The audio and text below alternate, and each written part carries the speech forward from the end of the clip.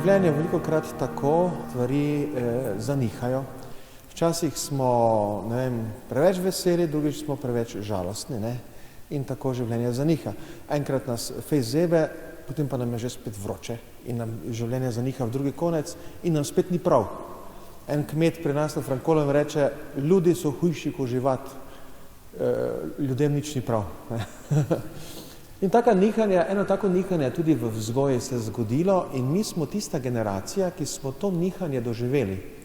Večino nas smo bili še tepeni, Smo torej bili deležni klasične, trde, resne vzgoje. Ampak mi sami smo potem že svoje otroke vzgajali, vi, ki jih imate, jaz jih nimam, torej pa smo jih že vzgajali tako, da jih nismo tepli, oziroma da smo jim popuščali in tako. Torej, in mi smo bili še generacija, ki je bila močno pokorna svojim staršem, vzgajali smo potem generacijo, ki ni bila pokorna, ni rabila več biti tako pokorna. Sem bral eno ameriško pedagoginjo, ki je rekla, da smo mi, se pravi moja generacija, stara med 40 in 60, najbolj pokorna generacija v zgodovini človeštva. Najprej smo bili pokorni svojim staršem, zdaj pa smo svojim otrokom. Pa kaj otroci rečejo, tisto je zakon. Torej, to so ta nihanja.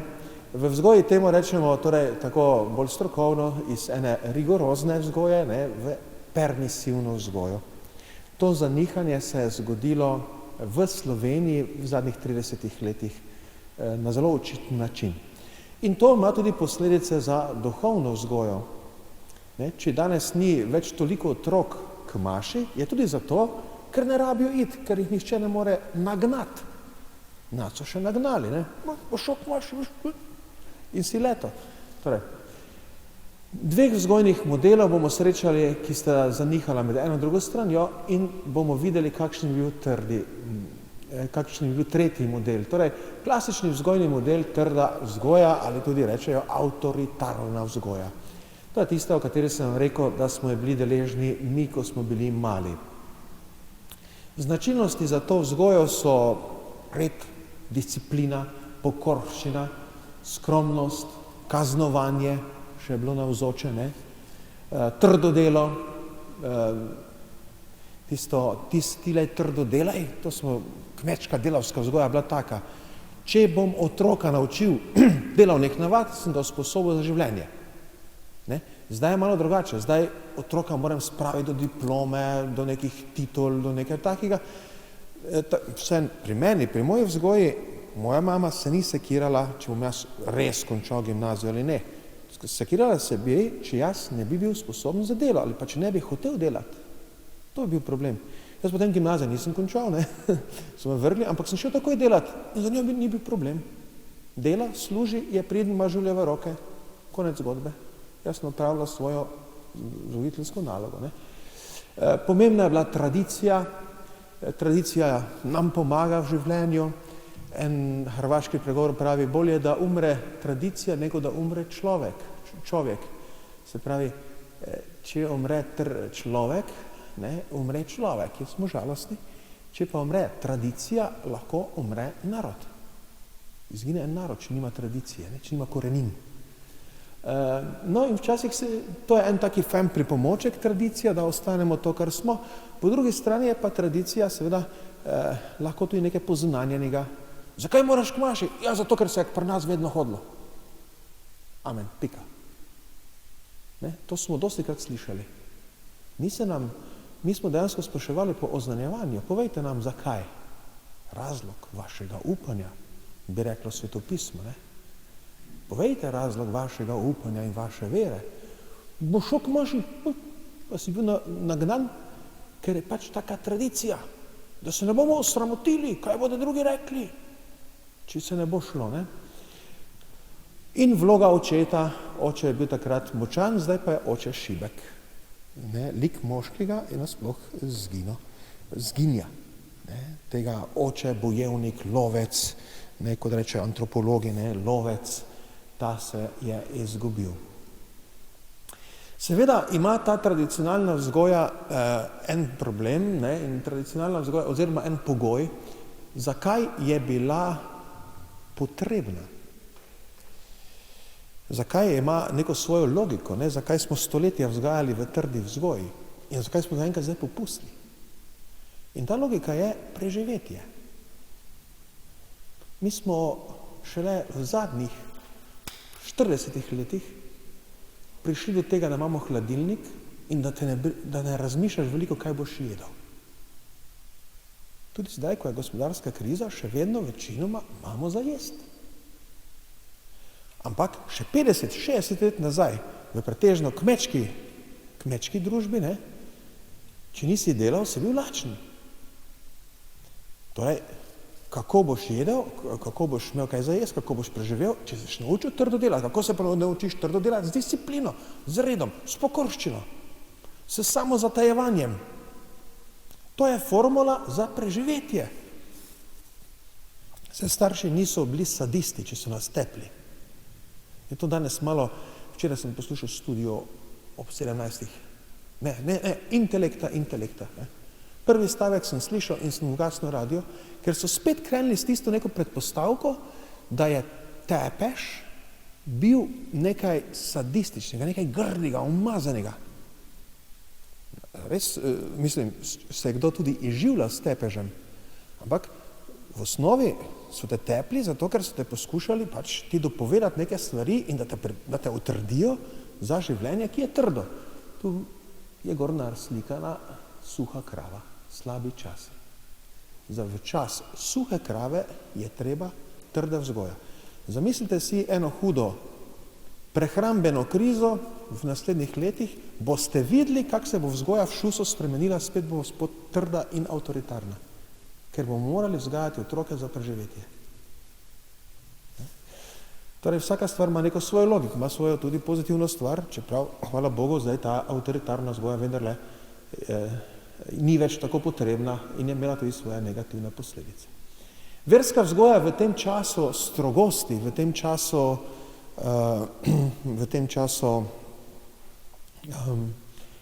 avtoritarne vzgoje, če tako imenujem, je seveda se prilagajala temu in je tudi podoba Boga bila tako bolj stroga, bolj ostra.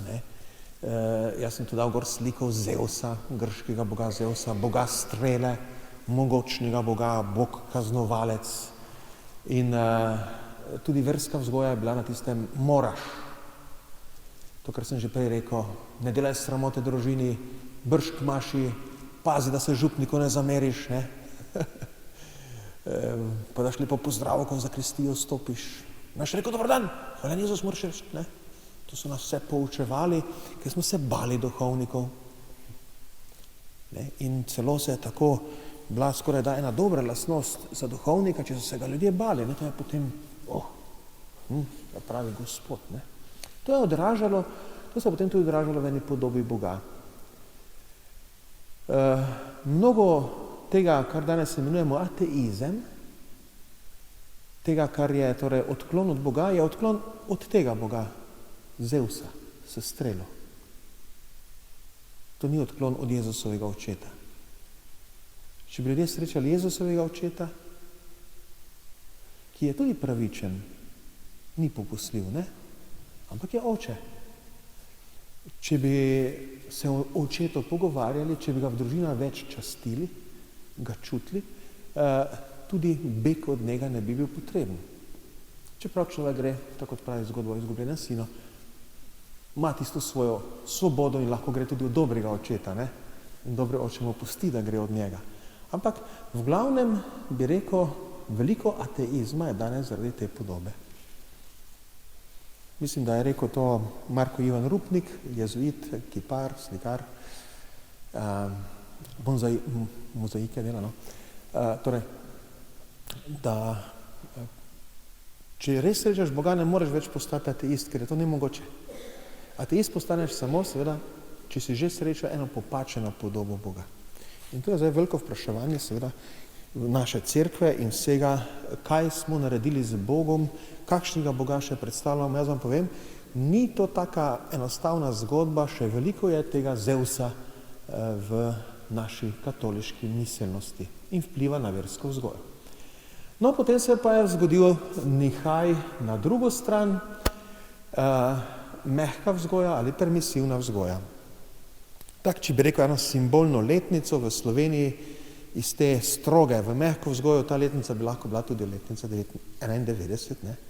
Ko smo obenem zapustili tudi avtoritarni družbeni sistem, ko je bil komunističen, in smo šli demokratičnega, zapustili plansko gospodarstvo in šli v kapitalistični raj.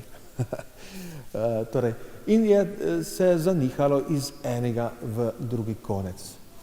Čeprav seveda potrošništvo kot miselnost je pri nas bilo nekje v 70-ih, se mi zdi, da je nekje s televizijo, z asfaltom po vaseh, s hladilnikom v hiši, ne, je ta miselnost začela počasi pronicati med nas in seveda prelej se je začela vplivati na vzgojo in tudi na duhovno vzgojo. Permisivni vzgojni model, to je, ko je vse dovoljeno, je možen, tu bom zdaj govoril kot marksist. Marksisti pač rečejo, da vse pogojuje trebuh, ekonomija, ne? Evo, marksistično gledano, otroka ti lahko razvajaš, če je polno vsega. Kako sem prej rekel, če ni za jest, ga moraš trdo prijeti, ker ga moraš pripraviti na preživetje. Surviving, ne? Je zdaj moderno to surviving. Ko pride ta debela krava, zdaj, če bi tule, jo vidite, kakaj je, ne? Evo, take imamo na Hajdini, recimo, ne? Čeprav so mi bolj svinjerejci, Hajdinčani. Mariborčanom, moji predniki so Mariborčanom prodajali svinjsko meso. Takrat, ko so vaši mariborski predniki o 5 zjutraj, to se pravi pred drugo svetovno vojno, šli na tržnico kupiti frišno meso, to je prišlo dosti tega mesa iz Hajdine, nekaj tudi od cestnikov, ki smo bili špeharji. To je bila ena posebna obrt, podobno mesarstvo, ampak torej, po noči zaklad, pelat na tržnico, zjutraj o 5 prodajati. Torej, kakorkoli, mi živimo v časih, dobrih časih, kot če jih ni bilo. Zdaj imamo od leta 2008 sicer gospodarsko krizo, finančno krizo, ki lahko tudi pripelje do slabih časov, ne? Ni izključeno, ampak načeloma produkcija hrane je zdaj tolikšna, da lačnega ne bi smelo biti. Ne? Lačnega ne bi smelo biti. Če bi se le malo viški pravično razdelili. Jaz postanem živčen, če kdo, zlasti kdo iz javnega sektorja, šolstva, ministrstva, začne govoriti o lačnih otrocih. Postanem živčni, ker točno vem, ker sem sosed šole, koliko narejene hrane se vstran vrže v državnih šolah. Samo tisto, da se bi preprečilo, da se tisto stran meče, smo vsi siti. Isti dan. Ne, ampak to je veliki tabu, zanimivo, ne? Zaenkrat še ni poglobljenih člankov o metanju hrane stran v javnih ustanovah. To je tabu, ker načne potem vprašanje permisivne vzgoje. Zanimivo, ampak dobro. Torej, in če damo zraven, da ti je vse dovoljeno, permisivnost, in dodamo še potem kapitalistično zapoved tekmovalnosti, da moraš drugega premagati, dobimo končni rezultat, ki je lopov.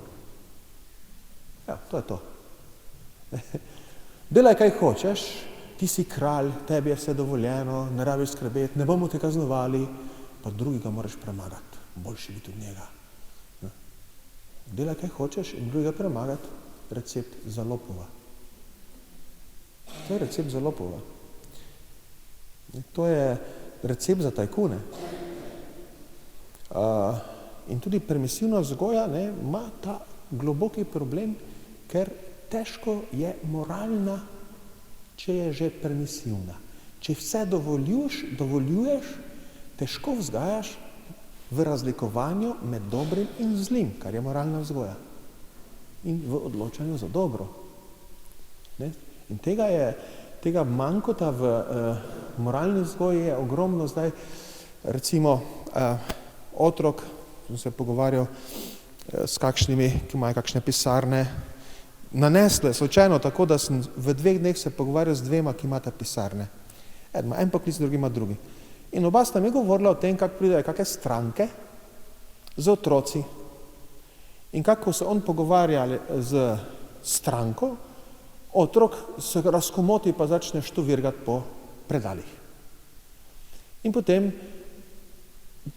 tvoje predale odpira otrok in ti gledaš, da ti tuji otrok odpira predale, pa vse gleda in potem ti mamica reče, moj otrok je ustvarjalen in radoveden, veste. Ok, jaz pa lahko v njem vidim bodočega lopova, ki ne loči, kaj je moje, kaj je tvoje, ki nima spoštovanja do lastnine, ne ve, nima črte. Ti vidiš v njem ustvarjalnost, radovednost, jaz pa vidim lopova. Tenke so te črte.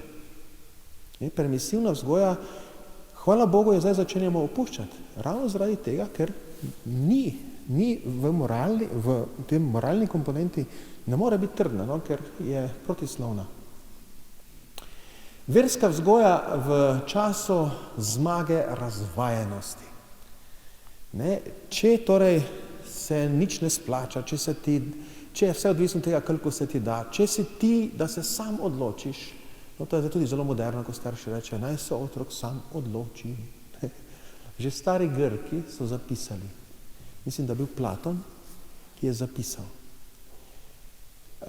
če daste otroku oblast, bo najprej ukinil učitelje in na njihovo mesto postavil slaščičarje. To so stari Grki že vedeli. Otrok ne sme imeti oblasti. Torej, on ne sme odločati tebi, ta mama, kaj je prav in narobe. Kako preživeti dan. To moraš odločati ti za njega. Itak v mali dobi v kompletno, potem pa počasi vedno manj. Ampak ti imaš to odgovornost. Ne moram tebi ukazovati. Danes je prišlo do tega, do tega drugega. No in na koncu imamo v tej permisivni vzgoji seveda na koncu pride do tega mrk Božji, če bi temu rekel, da tudi Bog več ni pomemben, se ne splača, se mi ne da. Večina otrok, ko ne grejo k maši v nedeljo, krščanskih, katoliških otrok, ni proti Bogu, ampak se jim ne da. Pusti, tam je dolg cajt, In potem tudi, tako kot je rekla ena mamica v Celju nekoč, gbir mi še, potem pa več ne, da ne bo preveč veren. Celo strah, da bi otrok, če bi bil preveč veren, da bi potem bil fanatik, čuden, bi ven štrlel. To pa je že malo potem tudi strah, da bi, torej kot veren ali pa najstnik, ki hodi redno k maši, štrli ven danes, veš, da štrli, strah, da bi izstopal iz množice. Še najbolj varen si v množici. In množica danes, vsaj v mestih, na vasi je obratno, v mestih množica pričakuje, da ne hodiš k maši. Tudi na vasi od najstnikov se pričakuje, da ne hodijo k maši, ampak recimo tam, ko sem jaz župnik, še vedno skoraj vsi hodijo k verouku, skoraj 100% vpis v verouk. Ampak tu je spet ena množica. Množica zahteva, da smo vsi pri verouku in gremo ko ovčke.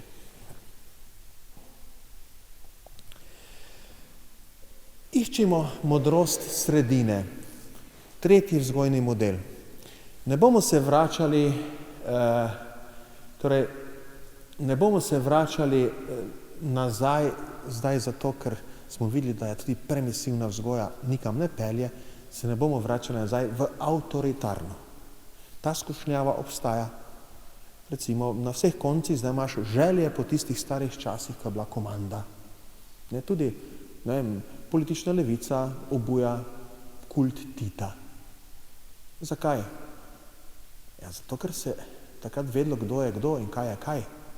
Ali pa v Italiji, ko rečejo, jaz sem imel prijatelje v Južni Italiji, ko sem hodil kot bogoslovec dol tudi na župnijo, ko sem prišel k njim noter v hišo, prva stvar veliki Mussolini na steni naslikan, ne slikan, naslikan. In potem, ko ti razlagajo, zakaj je bil Mussolini velik, pa ti reče zelo preprosto stvar. Noben vlak ni zamujal. Mafije za časa Mussolinija ni bilo. Na ulico te ni bilo strah iti. In potem rečeš, pa seveda, diktatura ima tudi kaj dobrega. Ne? Torej, avtoritarnost ima kaj dobrega. In ena taka skušnjava zdaj je, ne, v naši zahodni družbi, zdaj vidimo tudi politične ekstremizme, leve in desne, ne, ta skušnjava, da bi se povrnili v avtoritarnost. Grška in biblična in krščanska tradicija je iskati sredino. To nas potem rešuje. Poskušajmo najti sredino. Kaj je vzgoja? Zavedajmo se, da je vzgoja človeška, strateška in vseživljenjska dejavnost. Ne? To imate eno kačo, ki leze ven iz jajca. Kača, ko pride ven iz jajca, zjutraj pride ven iz jajca, popoldan lovi. Ni vzgoje. Mamica kača je, da kaže, zdaj glej, to pa je zdaj kobilica in ti moraš šausniti po njej. Ampak kača pride ven, ima instinkt, da nekaj se premika in da je toplo in da to mora zagrabiti. In se počasi nauči živeti. Ne, tudi ni mamice, kača ni sesalec, ki bi jo dojila. Potem, ko pa človek, vidite, ko pride ven, mu je treba glavo držati. Ker če mu glave ne držiš, mu klecne. Tako ima šibke vratne mišice. In potem je potrebno, da pride do samostojnosti. In če vzamemo prvo plačo kot samostojnost, je potrebno 1/3 življenja. Ali pa skoraj več že, da, do 30. leta. Vse vmes je priprava na samostojnost. Pomislite, koliko energije človeštva gre v vzgojo. Mi imamo med sabo ljudi, ki čakajo, da postanejo odrasli. In teh ljudi je ogromno. To so vsi, ki so stari pod 30. Recimo, ali pa pod 25. Ne? Torej, gre res za eno veliko strateško in vseživljenjsko dejavnost. Zdaj se zlasti poudarja ta vseživljenjskost v smislu, da vzgoje ni nikoli dovolj. Ne? In dejansko se, če bi vsak pri sebi pogledal 10 let nazaj, zdaj si sigurno bolj pametni kot pred 10 leti. Ne? Si se tudi zdaj pri zrelih letih še kaj naučil. Vzgoja je duhovna ali pa ni, tu sem vam narisal eno vesolje, torej eno vesolje zvezde, ne, ker eni antropologi rečejo, da človek, tako malo poetično mogoče, ne, da človek je postal duhovno bitje, ko je začel zvezde gledati, ko se je njegov pogled ustavil v neskončne. Takrat je postal duhovno bitje. In duhovnost je, če rečem tako, strokovno konstitutivni element človeka.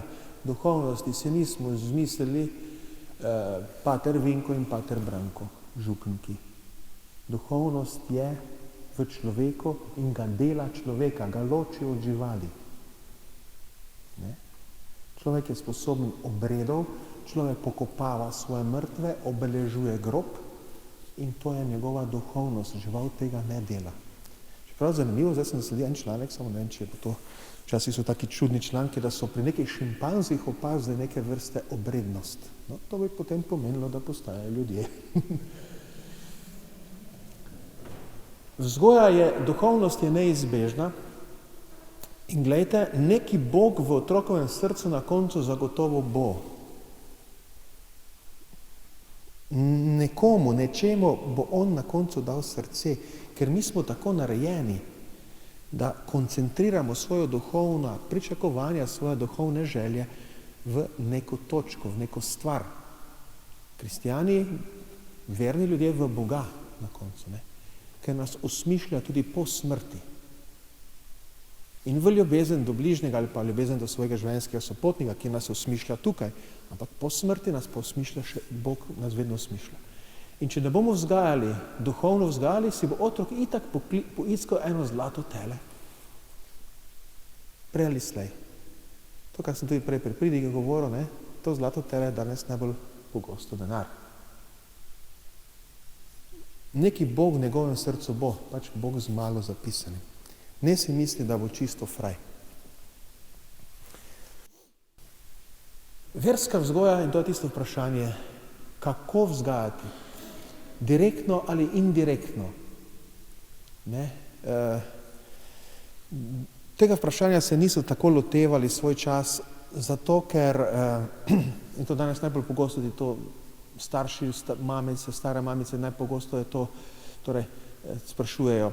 Tega se svoj čas niso lotevali, ker je pač verska vzgoja potekala skladno s socializacijo, se temu reče, se pravi, skladno s tem, ko si odraščal, ker si odraščal v krščanskem okolju, si postal kristjan. Ko si pil mamino mleko, jel govejo župo, vsako nedeljo ob 12. si postal kristjan. Ker je bilo krščanstvo v zraku, v hrani, ki si jo jedel. To je bilo del ambienta. Ne? Še pred drugo svetovno vojno 96% Slovencev se je imelo za katoličane. Pred drugo svetovno vojno mislim, da je bilo leta 35-36 zadnji popis. Torej, katolištvo, to je to. Nič se ne rabi spraševati. No, zdaj pa ni več tako samoumevno, da bo otrok kar veren, ker se je vera razgubila v okolju. So drugi življenjski slogi, drugi pritiski, ateizem je napredoval, ne? In je treba otroka prav načrtno vzgajati zdaj, bolj kot nekoč. In kak? Z metodo od nekoč? Moraš, to več ne gre.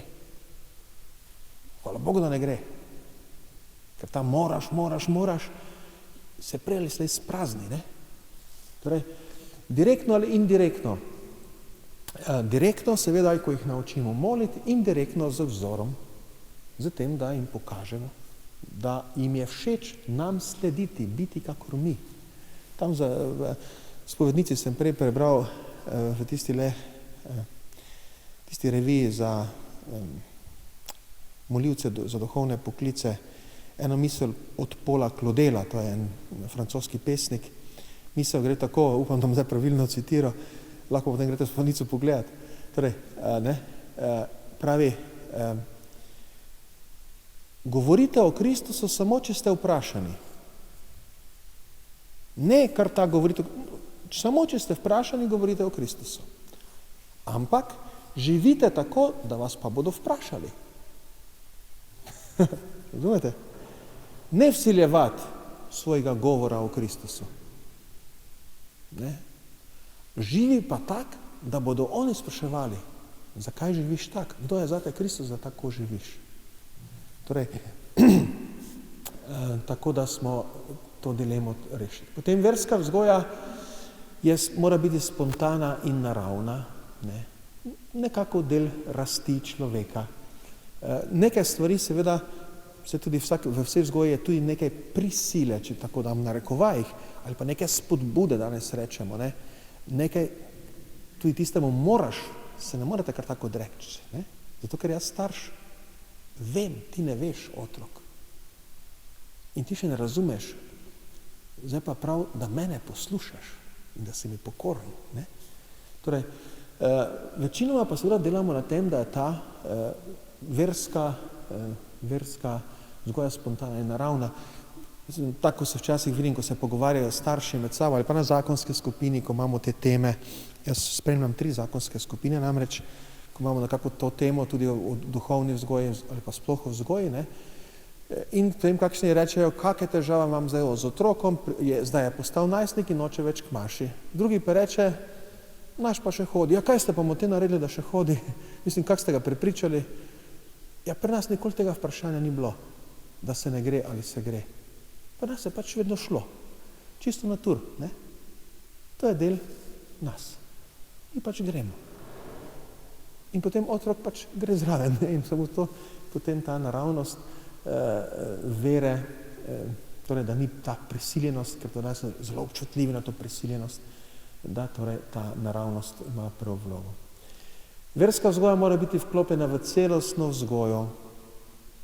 Ne? Da ne bi rekli, verska vzgoja je, to je tisto, da se ti tam župniku pokažeš. Verska vzgoja je to, da imaš zakramente, potem pa bodi kakor hočeš. Verska vzgoja je del tvojega življenja. Papež Frančišek zdaj recimo zelo to veliko poudarja v tej encikliki Laudato Si, ne? On pravi, kako je vse povezano. To je enciklika o varovanju narave. Veže se na svetega Frančiška, na njegovo pesem Hvaljen bodi moj Gospod, ki opeva stvarstvo. In v tej encikliki pravi, ne, kako se moralni problemi začnejo v trenutku, ko ti stopiš v trgovino kupovati stvari. in tam rešujejo. In pravi, nakupovanje je moralno dejanje. Če rečeš moralno, je duhovno. Da boste rekli, kaj je tu duhovnega, ko jaz v kiku premetavam cote. Kaj je tu duhovnega? Je, ker tiste cote je nekdo delal, pa mogoče se zastrupljal zraven, ko je barvo to blago, nekje v Bangladešu, ti ne veš. Ne? In si moralno odgovoren. In Frančišek pričakuje od nas, da vemo. Torej, vera in ekonomija, vera in trgovina. Ne samo vera in cerkev, pa to, kar se tu notri dogaja, ne? Ampak vera in šport, vera in ljubezen do moje dragega dekleta, dragega fanta. Ne? Ta celostnost, to je večni izziv. No? Potem verska vzgoja je tesno povezana z moralno vzgojo, to sem že malo omenil. Torej,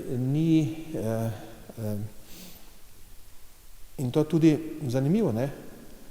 Moralna vzgoja je za Jezusa, ki je ustanovitelj religije ali pa moralna drža, tako pomembna, da on, ko opiše v Mateju 25 vesoljno sodbo, tam ne sprašuje, koliko žuljeva imaš kolena od klečanja pred tabernaklom, ampak vas vpraša, žejen sem bil in ste mi dali piti, lačen sem bil in ste mi dali jesti. Etika, etična vprašanja. Konkretna morala so na koncu kriterij tudi tvoje vere. Torej, morala in vera sta skupaj. In v verski vzgoji moramo paziti na primat družine. Velika napaka je, to jaz zlasti zdaj vidim, ko sem na podeželju v taki župniji, no, ko pač vsi vpišajo otroka k verouku, ker pač to se pač še dela tam pri nas, ne? Ampak potem vidiš, da otroci niti mu ne vejo o Bogu. Zakaj? Zato, ker pač starši pač mislijo, da to itak ti bo župnik povedal, pa te bo spustil k obhajilu. Ne? In to je zdaj vzgoja, verska. Parkiram ga pri župniku 1 uro na teden, pa da vidimo, če bomo še obhajilo imeli potem neko fešto. Ne? To je zgrešena verska vzgoja. Jaz sem samo pomočnik, župnik je pomočnik pri vzgoji. Verska vzgoja se dogaja doma. In tudi vidim, to jaz ful dobro vidim, ko imam toliko otrok pri verouku, da tisti, ki nimajo doma, tudi potem nimajo. Pa jaz lahko še ne vem, kakšni lepi verouk jim naredim. Ampak oni na koncu zafunkcionirajo tako, kot so vedno doma funkcionirali. Ne? Torej, družina je pred šolo, krožki, državo in religijo. Ima ta primat, ki si ga družina ne sme pustiti vzeti. In veliki sistemi danes poskušajo si podrediti družino. Celo veliki komercialni ali pa tele merkantilni trgovski sistemi poskušajo delati soboto tako, da bi bilo prijetno za družino v trgovskem centru. Družinski dogodki, ne, v trgovskem centru. Tega primata torej si družina v vzgoji ne sme pustiti vzeti pred nobenim sistemom. Družina je tudi po Božjem pravu nastala pred državo. Bog je ustvaril moža in ženo in ima naročil, naj se razmnožujeta. Država je nastala po izvirnem grehu, če kdo vpraša. In je morda celo sad izvirnega greha.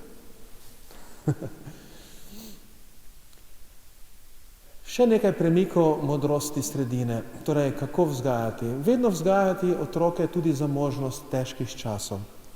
Zavedati se, da tudi to obdobje blagostanja, ki ga imamo zdaj, je lahko kratkotrajno.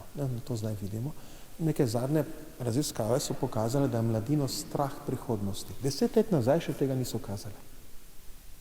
In naenkrat je postalo vse skupaj negotovo, pa begunska kriza, pa gospodarska kriza in več ne vejo. Torej, in ti ga moraš pripravljati na to. Tole pa so ruševine ene kmetije, Šisernik, na pobočju Uršlje gore. To je bila ena izmed tistih kmetij, ki je že v 16. stoletju obstajala, verjetno so bili svobodni kmetje. Bila je soustanoviteljica cerkve na Uršlji gori, mogočna kmetija, ki je trajala do leta 1929, potem pa padla v veliki gospodarski krizi leta 1929. Ne? Tudi za neko, bi rekel, močno, tradicionalno, gospodarsko uspešno okolje se lahko zgodi trenutek, ko se vse sesuje.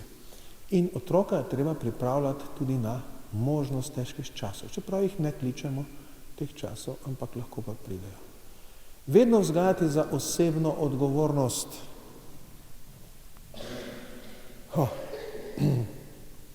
Nekje sem bral, da Amerika je narejena napačno, ker ima samo en spomenik, in sicer spomenik svobode na vzhodni obali, v New Yorku, kip svobode. Pravilno bi bilo, da bi imela na zahodni obali kip odgovornosti. Potem bi to bilo res tako treba. Svoboda in odgovornost. Zdaj sem pa to enkrat nekje predaval, tako kot zdaj tu pa nekdo rekel, saj ima na zahodni obali kip odgovornosti. Rekel, kjer je pa te je? Je rekel, Alcatraz. Zapor, ne. Torej, vedno vzgajati za osebno odgovornost.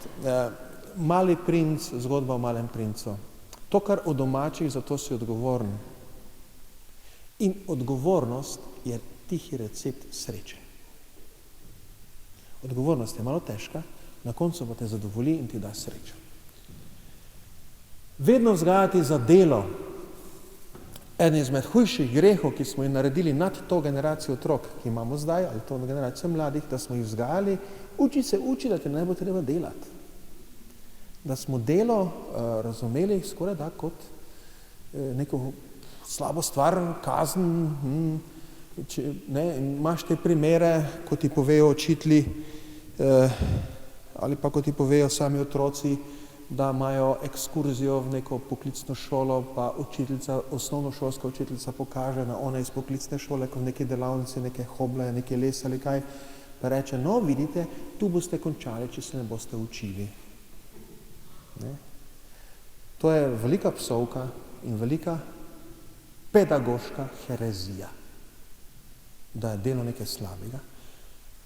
Vedno vzgajati za delo, delavnost in začenši od ročnega dela. Kompleten človek je tisti, ki zna tudi z rokami kaj narediti, pa če tudi samo zna zakvačkati. Sem gledal enkrat, mislim, da eno od teh dokumentarnih kanalov National Geographic ali eno od teh, o nastanku možganov in to, in eno od odločilnih trenutkov v zgodovini nastanka človeških možganov je bil, ko je človek začel uporabljati roke za delo, ko je začel zlagati skup kamen, vejo, delati orodje, ne? In ko je osvobodil roke od plezanja. To je opičji prijem, tega smo imeli prej, ko še nismo imeli možganov.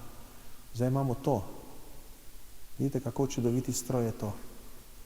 5 prstov, razni prijemi, lahko primeš s palcem mezinec, ne? Tega opica ne more. Ne? To je, torej, ampak to in preko impulzov, ki so jih roke dajale, so se možgani razvijali. Ročno delo je pomembno, skavtska metoda, ročno delo. Ne? In sem slišal, da potem ena profesorica tudi to razlagala, tem opičjem prijemu in tem človeškim prijemu, in je rekla, kam se vračamo z tabličnimi računalniki, Gameboyom, v opičji prijem spet. Malo možgani gor, malo pa je tudi nazadovali. Ne? Torej, fizično delo, spet ga spoštovati, ceniti in v šolskem sistemu tudi napeljati. Mi smo včasih v šoli tudi kaj delali, vrtov pa to, ne. To, torej, vedno vzgajati za sočutje in solidarnost. Sočutje in solidarnost nista neka pomožna stvar v človeštvu.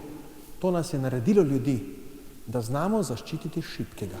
Ne? Šibek je tisti, ki ga zaščitimo. Tu sta dva tekača, eden je padel, drugi je nehal laufati in je njega dvignil. Vedno vzgajati za dvojček identiteta, drugačnost. Ena težka stvar danes, odločilna za prihodnost in varnost Evrope. Identiteta, drugačnost. Krščanska Evropa, muslimanski prišleki. Ne? Identiteta Evrope, sprejemanje drugačnosti. Tu je težko je to skombinirati, ne? Da ima otrok močno identiteto, tudi versko identiteto, ampak da je odprt za druge. Jaz sem katoličan, jaz nisem musliman, jaz sovražim muslimane. Potem tudi katoličan nisi, to je napačna identiteta.